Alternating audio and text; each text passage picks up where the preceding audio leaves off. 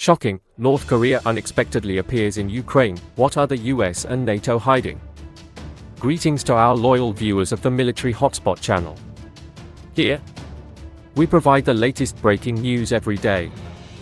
Here are the detailed contents. Recently, intelligence sources from Ukraine reported that approximately 3,000 North Korean soldiers have moved from the Far East to the Khabarovsk region of Russia. According to intelligence reports, only a few hundred of these 3,000 soldiers are special forces, while the rest are regular army troops.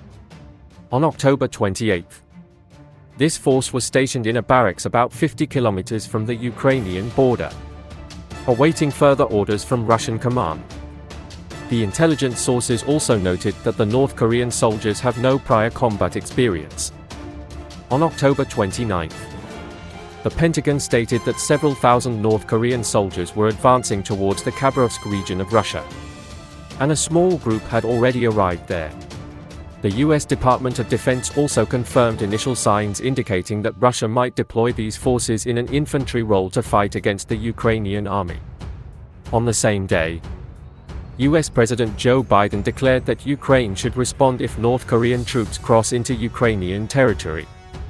He also expressed concerns about the presence of North Korean forces in the region. Prior to this, the US, the UK, Ukraine, and South Korea had suggested that around 10,000 North Korean soldiers had been deployed to Russia to support it in the conflict. On October 30th, Russian Ambassador Vasily Nebenzia to the United Nations dismissed reports that Pyongyang sent 10,000 soldiers to assist Moscow, asserting that only a small group had been deployed to Khabarovsk. During a UN Security Council meeting, the Russian ambassador stated that such claims were merely one-sided accusations without any credible evidence to support them. He argued that these reports were aimed at diverting attention from actual issues threatening international peace and security. Ambassador Nebenzia criticized the US and the UK for spreading misinformation and questioned why. If Western claims were true, the US and its allies believed they had the right to assist Ukraine, while Russia's allies did not have that same right.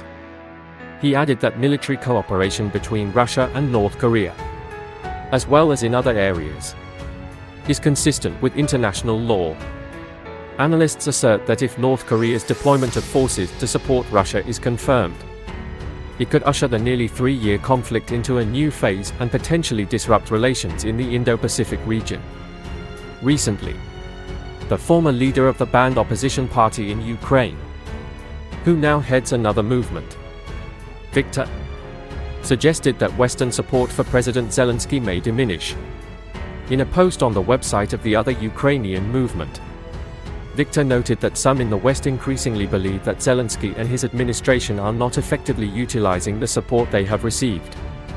They argue that while Zelensky claims the West is not providing enough aid, the reality might be that sufficient resources have been provided, but the outcomes have not met expectations.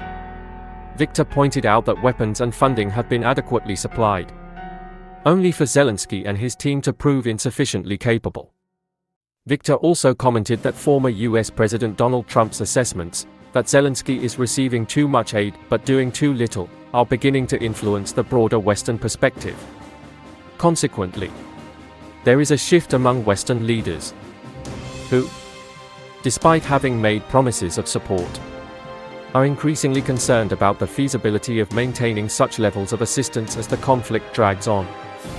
Western leaders are starting to recognize that sustaining long-term support for Ukraine is becoming increasingly difficult, especially in light of the 2023 counteroffensive, which has seen thousands of soldiers fall with very little achieved in terms of territorial gain, as well as ongoing campaigns that continue to exhaust Ukrainian armed units.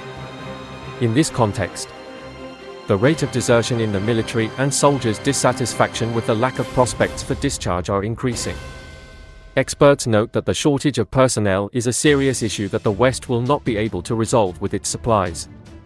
The West is unlikely to send troops, especially after the Washington Post accused Zelensky's administration of recklessly utilizing human resources and wasting money unreasonably. The Washington Post commented that the Russian Federation has sufficient capability to fund military operations in Ukraine for several more years. The Financial Times reported that US presidential candidate Donald Trump has promised that if he wins the election, he intends to act swiftly to end the conflict in Ukraine. But he will abandon the clause regarding security guarantees for Kiev. Trump will also not extend an invitation for Ukraine to join NATO in the short term. Instead, there will be a measure with enforcement mechanisms and consequences if the agreement is violated. However, it will need to be controlled by European forces rather than NATO or UN peacekeeping forces.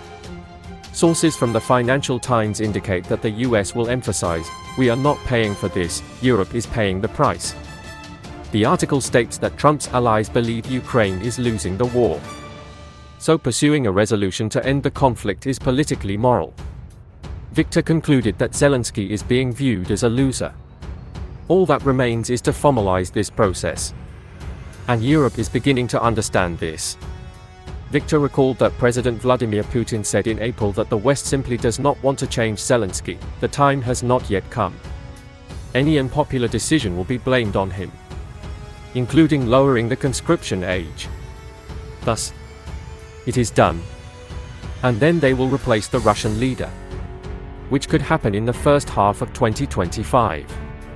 Victor wrote that today we are witnessing this forecast becoming a reality in the context of the West being less than enthusiastic about the peace plan proposed by President Zelensky, along with the unpredictable outcome of the US elections.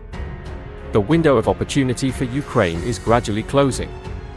Recently, Ukrainian President Zelensky has urged Western leaders to support his victory plan, claiming it would help end the conflict with Russia by 2025.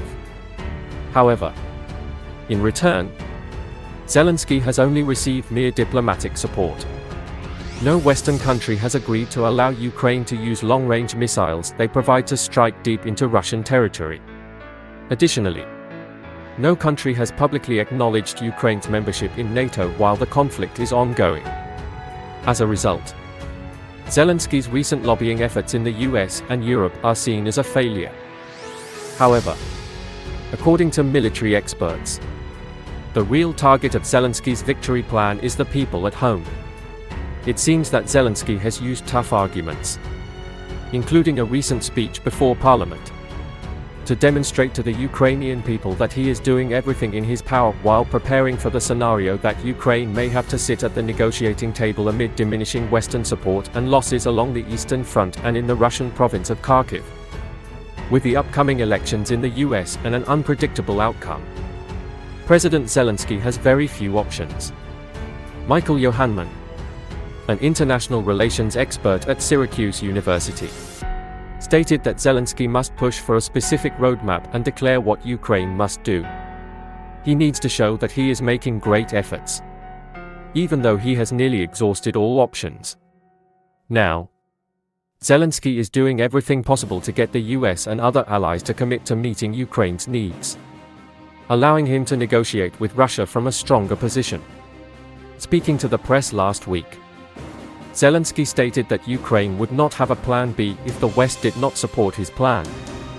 He remarked, "I am not asserting that they need to do it precisely this way, but I believe the proposed plan will be effective."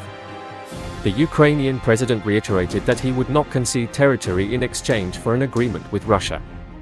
However, he also discussed diplomatic measures to address issues such as protecting energy infrastructure and establishing safe transport corridors for Ukraine in the Black Sea.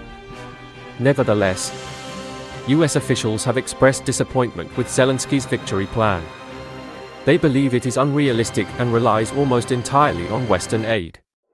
A senior US official noted that Zelensky proposed a non-nuclear deterrent package in which Ukraine would receive Tomahawk missiles from the US. This request is deemed entirely unfeasible. Tomahawk missiles have a range of over 2.400 kilometers, approximately 10 times the range of the long-range attack missiles previously provided to Ukraine by the US. According to sources, Ukraine has failed to convince Western diplomats about why they need Tomahawks. US officials stated that Ukraine also has not provided compelling arguments to Washington about how they would use the long-range weapons. The list of targets within Russia requires a quantity of missiles beyond what the US or any other ally could provide. Moreover, this could pose dangers to US interests in the Middle East and Asia. The New York Times quoted US officials stating that Zelensky was disappointed when President Joe Biden did not allow Ukraine to use US long-range missiles to attack deep into Russian territory during their meeting in Washington in September 2024. Previously, Biden had repeatedly shifted his stance after refusing Ukraine's requests for various weapons, such as Abrams tanks, F-16 fighter jets, and attack missiles. As the conflict has now extended into its third year, Ukraine has suffered severe losses. Many of its soldiers have been exhausted after defending a region for a long time without replacement forces. Kiev has also increased recruitment of new soldiers, but these recruits are largely inexperienced and have not received proper training. Meanwhile, Russia has also incurred significant casualties. Nevertheless, it is making unprecedented advances in eastern Ukraine. Analysts suggest that neither Russia nor Ukraine has sent signals indicating a willingness to engage in negotiations. Russian President Vladimir Putin has repeatedly stated that he is open to talks, but added that the ball is in Ukraine's court. After hosting a summit in Kazan, Russia, Putin mentioned that Turkish President Recep Tayyip Erdogan had proposed negotiations with Ukraine regarding maritime issues in the Black Sea and several other matters. Currently, President Zelensky is trying to balance domestic political pressure with external changes, as public opinion polls show that most Ukrainians do not support territorial concessions. The threat of a widening conflict in the Middle East has caused the US and Europe to divert their attention from the situation in Ukraine. In an interview with the Financial Times, the Finnish foreign minister noted that the West is growing fatigued with the war in Ukraine, and this fatigue is increasing. Many diplomats and analysts believe that the most likely outcome for the conflict in the near future is a temporary agreement to freeze the fighting between the two sides along an undetermined front line. Former NATO Assistant Secretary General Camille Kren argued that it would be unrealistic for Ukraine to aim to regain 100% of its territory, and Kiev likely understands this as well.